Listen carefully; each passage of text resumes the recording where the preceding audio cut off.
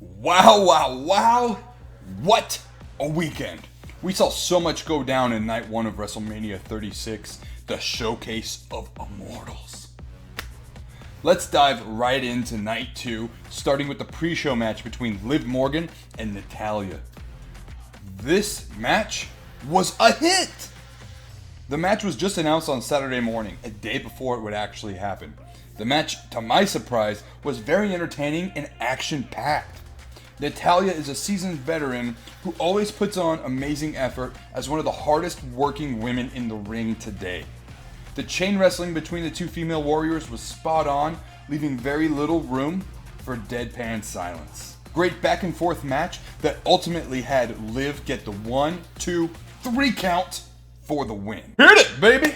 This was one hell of a match. We had Rhea Ripley versus Charlotte Flair for the Women's NXT Championship. This match had everything: drama, suspense, plenty of ass kickery. Ripley donning ring gear resembling Vegeta's armor from the old school Dragon Ball Z days, looked to cement her place in NXT history by defending her title against a main roster legend to be in fellow NXT champion alum Charlotte Flair. The backhand slaps sent a resounding sound through the performance center because it was completely empty. The hits were fierce and sent with bad intentions. Every hit that had landed was followed by screams of pain. These two women fought their asses off, to say the least. And it showed in the back and forth fight fest that we all got to watch. Flair locked in a super submission for the win and is now your NXT champ yet again. What a match. My description doesn't give it justice. Next up, after taking a look back on night one on Wrestlemania 36, which is clearly just too big for one night, we have Aleister Black versus Bobby Lashley. And now I gotta say, to this day, I feel so sorry for Rusev having to watch his wife be so intimate with Lashley for the storyline's sake. It makes me just shiver in disgust, really. It's just fucking bleh. Anyways, the match was kind of a dud. Let's just call it a miss. The action was there, but it was just a normal match. I mean, just again, like another match from SmackDown, television. Lashley displayed his power, with Black throwing his arsenal of strikes. Lashley looked to take the win and almost had it locked in when Lana told him to spear Black. Once Black stood up, he went for the spear, and it was met with a black mass, and Aleister Black got the win. Sasha Banks is gonna get some. What I have to say right here is Gronk said he wants to win the 24/7 title by the end of the tonight. God, I love this dude. Next up, we have a match that I believe, like many of you guys, should have been the main event for WrestleMania 36 altogether. And that's Dolph Ziggler versus Otis of Heavy Machinery. After being exposed for the turds they actually are on Friday Night SmackDown this past week, Dolph Ziggler, accompanied to the ring by none other than his partner in crime, Sonya Deville, take battle against an enraged Otis. Otis came out charging Ziggles. I'm calling him Ziggles, go with it. And he looked like a wild boar.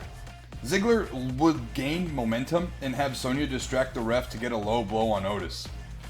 Right as things looked like they were going to be over, Mandy Rose's music hit, and so did her right hand on Deville's face. It was pretty rad. It was pretty great. After delivering the pain to her ex-best friend, she got in Ziggler's face and gave him a smack or two, and then a kick right to the family jewels. After all this, Otis hit his Caterpillar signature move on Dolph Ziggler and got the 1, 2, 3 victory. I will say this, it was extremely satisfying and touching to see Mandy Rose raise his hand as the victor.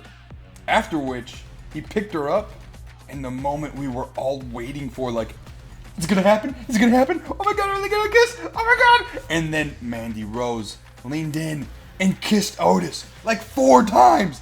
I was losing my mind when this was happening. I was like, yes! Yes! Randy. Like, oh my god, this is so amazing. Oh, my heart is so happy. Randy versus Edge was up next, and if there was a live audience, the crowd would be roaring as Edge walked out to what I can only imagine is his last match in his career.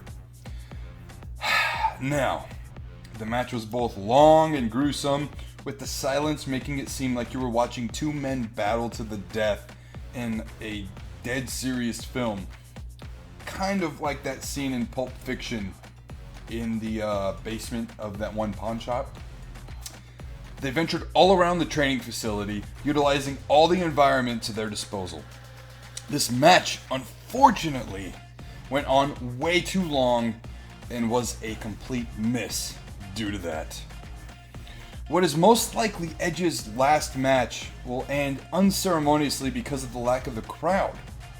However, the drama and suspense was heavy, but I can only imagine this match was the time people tuned out and either went and did errands around the house or waited until it was over. Edge overcame everything Randy Orton threw at him, but it was just bleh.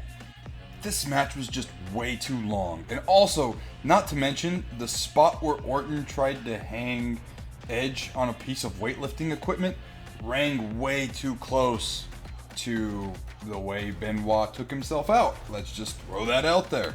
Especially after the documentary series from Vice, The Dark Side of the Ring, just came out like, what, a week ago? Chills and shit, man. Just, nah, man, not for me. Gronk is now your 24/7 champion. Let's see how long he can hang on to the belt for. I know he did sign like a multi-year contract with the WWE, so maybe this is the time where he actually goes from host to WrestleMania and starts to wrestle. I would really like to see the 24/7 championship belt not be such a stupid waste of time and gimmick for B players on the roster. I would rather like to see everyone get elevated and have it be treated as a serious title. I feel like, though, that might change with Gronk. We'll see. We'll see. I'm also a Patriots fan, and I'm biased, so.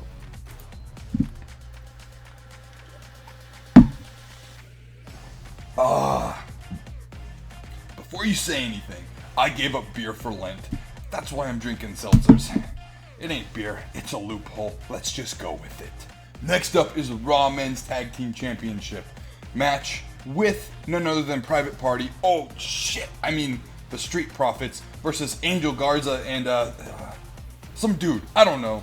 I'm not Simon Miller from What Culture and give a shit. Okay? That Edge Orton match really just got me pissed off. Anyways, the Street Profits got the smoke and the win, with the losers accompanied by Zelina Vega attacking the winners after the bell. Cheap shit, but it's expected. Bianca Belair, however, came out to save the champs and put that little Latina in her place. It was a hit! Hey, so Titus Worldwide is the host for the rest of the show since Gronk won the 24/7 championship title. Haven't seen this dude since he kinda unceremoniously slid under the ring at like the Greatest Royal Rumble. Good to see him back. Now is the time for the Fatal 5-Way for the Women's SmackDown Championship with Tamina, Bayley, Naomi, Lacey Evans, and Sasha Banks. 5. Tamina was the first eliminated, which actually came as a shock because she came into the match with a lot of heat behind her, like positive heat, and it seemed like she was getting a proper push. But I get it. The action has been hard and fast, just the way I like it, baby. No one has yet to establish at this point in the match who has control and dominance, but it was a brutal fight. Naomi was also the next eliminated by the combined efforts of Banks and, Bayley. Now, at this point in the match, they move their focus onto Evans, who has a losing record against him in the past. Lacey Evans duped Bayley, which was pretty cool, into kneeing Banks in the head when she was in the turnbuckle. And that was a cool treat to see. It was honestly like, ooh, stoking the fires. But anyways, Bayley and Banks square off in the ring while Evans is recovering off to the side somewhere. I don't know. And Evans got up and delivered a devastating, dude. Devastating. Women's right, dude. Just like, bam! Clean on the job, Sasha Banks. And got the 1-2-3 on her. Eliminated that chick. And she is out of here! After that, unfortunately, Bayley tore into Evans and just asserted her dominance. Did I say that right? Dominance? Yeah, there we go. Lacey did, however, land one crazy and perfect moonsault from the top turnbuckle or the top rope or whatever. It was just icing on the cake. And when I was watching this, I was like, okay, here's a 1, 2, 3. Oh, Bayley got out. At this point, Sasha Banks came out of nowhere, gave Bayley the opportunity to take Lacey down and win the match. Now, if you're thinking, well, that should have been a DQ. Well, it was a no DQ match. So, this was just a miss. Alright, Chief? It was a miss. Bayley continues to be the worst and most irrelevant champion I've ever seen. I don't care how long her reign is. It's just completely mismanaged. It's bleh. Enter John Cena and the Fiend Bray Wyatt in the Firefly Funhouse match. Now say that 10 times fast, kids. Bray Wyatt was dressed up as his usual Mr. Rogers gimmick, doing his thing before the match begins, greeting all of us of what we're about to see and, really warning John Cena that his biggest enemy is himself before the match. Cena came into the funhouse looking confused as Rambling Rabbit was warning him just to be careful and, he's going this way, he's in this door, be careful, John, So John entered this, dark, pitch black room where even, his, neon shirts just looked kind of dull. It was really dark in there. Then this Vince doll shows up, the one with the horns, asking him over and over again if he has enough ruthless aggression or else he's fired. This whole thing, it was just wild. The next thing, they go back in time to Saturday Night Main Event, way in the 80s, and they're doing this little vignette of them being big buff wrestlers and whatnot. And then from there, it goes to John Cena being the professor of thugonomics, and it was just, what is this? What are we watching? Was I supposed to take some shrooms before this? Was I supposed to, take some acid? What? I don't know. The wrong time to be sober.